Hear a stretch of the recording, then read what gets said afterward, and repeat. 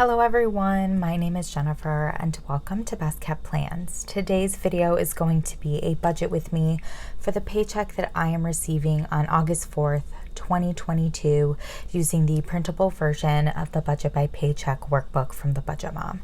If you're interested in seeing that, please stick around.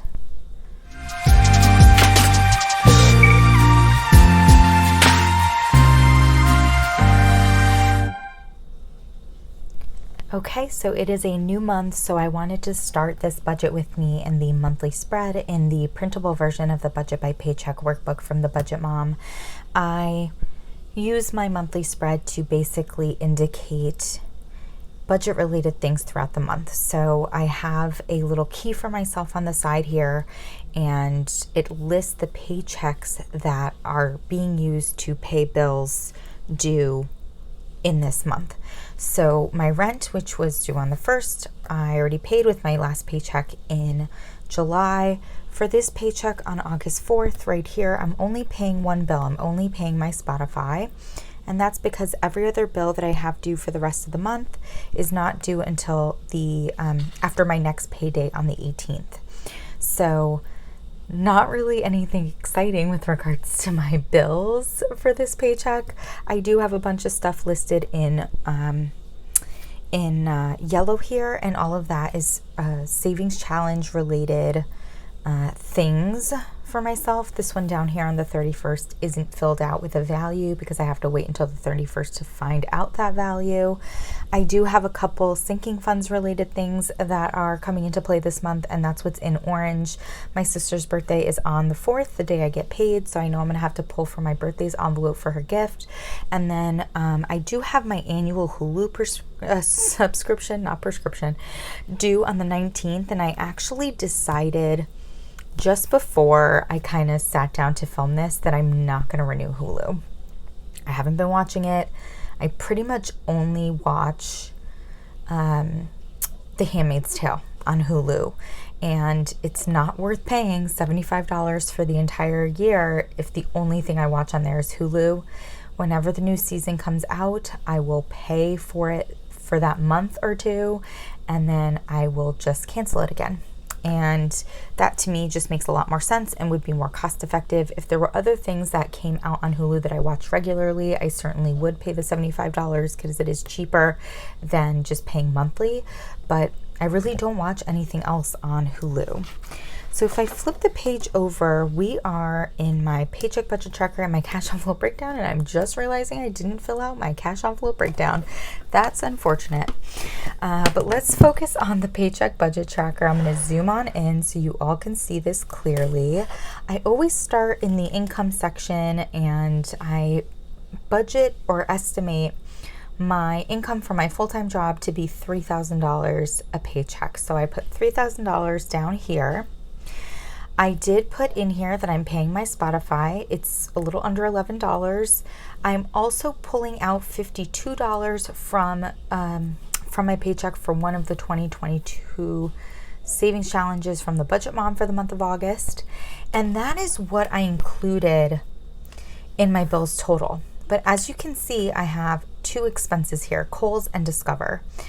Kohl's. So I ran into Kohl's just to pick up a baby gift for one of my friends who's having a baby, and I got sucked in because Sephora is now in Kohl's.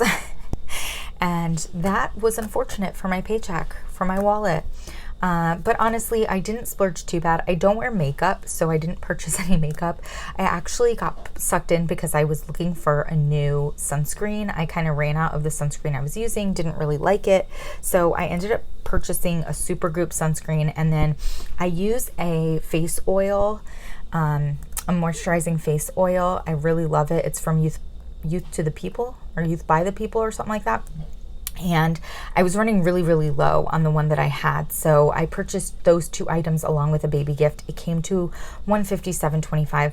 So I know I have to pay that with this paycheck.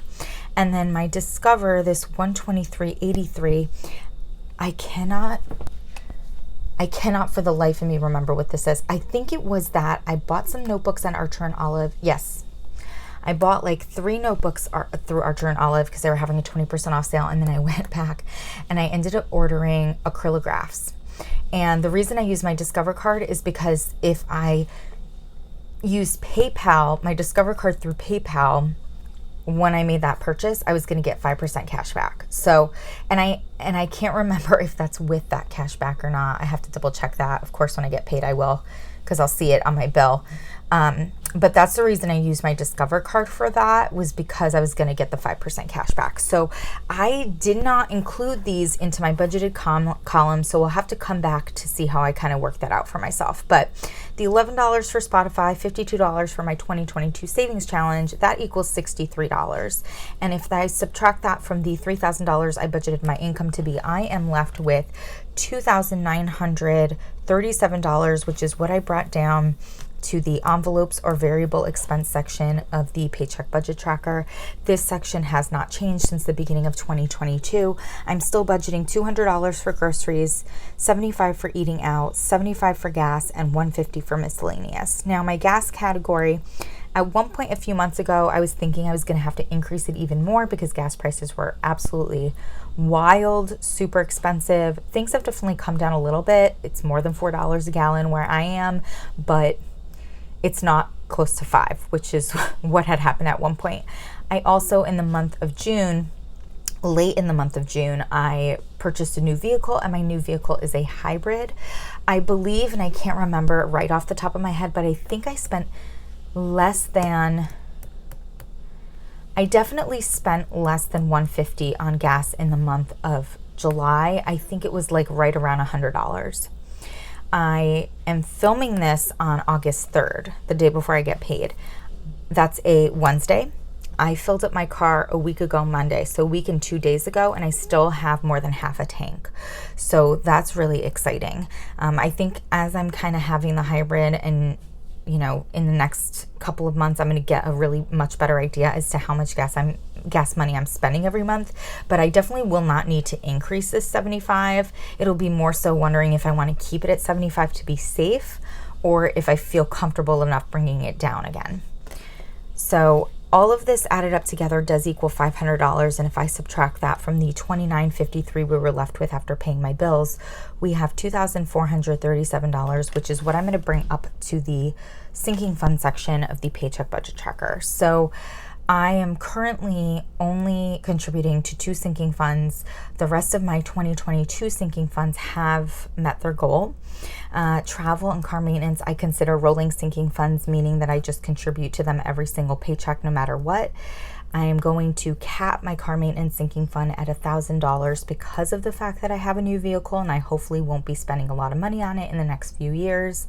For travel, it's getting a lot of money right now because I am going on vacation in October and I have to pay for that vacation. I have a few $1,000s saved up. I've already put $2,000 of that towards the vacation. I have to pay off the rest of the vacation by the end of September, so I have about 2 months, a little under 2 months to do that. And then I also have to buy my flights, which I have not done yet. I am using the Hopper app, or at least I check it every once in a while. And it told me that prices for my flights are going to continue to go down up until the end of September. So about a month before I leave, because I'm leaving at the end of October.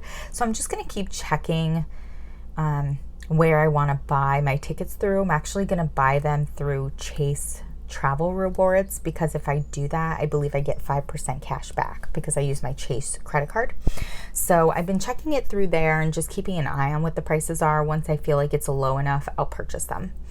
For this paycheck, I am going to be putting $1,500 towards my travel sinking fund and then $50, the usual amount, towards my car maintenance sinking fund. Total, that means I'm contributing $1,550 towards sinking funds.